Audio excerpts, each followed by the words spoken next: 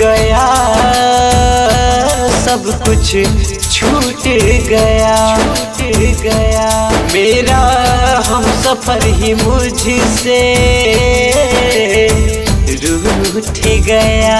दिल में प्यार जगा के वो सताती है, दिल में प्यार जगा के वो सताती है। वो पगली बहुत याद आती है, वो पगली बहुत याद आती है।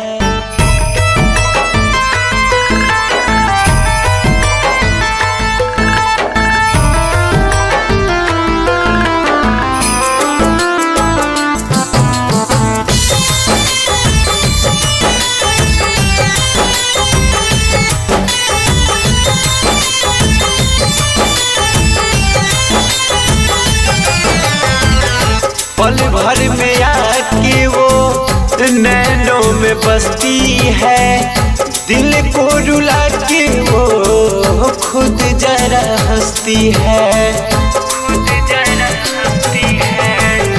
पल भर में आके वो नैनों में बसती है, मुझको रुला के वो खुद जरा हंसती है।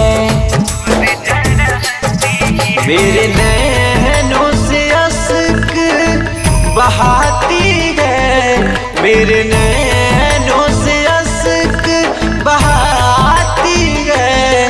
वो पगली बहुत याद आती है, वो पगली बहुत याद आती है।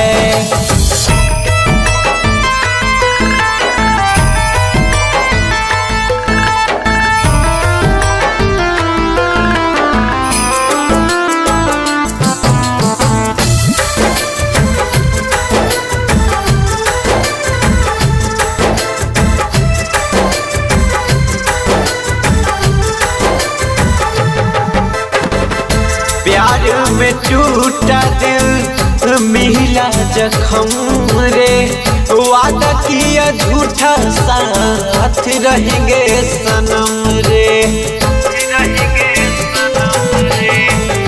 प्यार में टूटा दिल मिला जख्म रे, वादा किया झूठा साथ रहेंगे सनम रे। रंग विनोद जुदाई तर पाती है, चित चंदन जुदाई तर पाती है।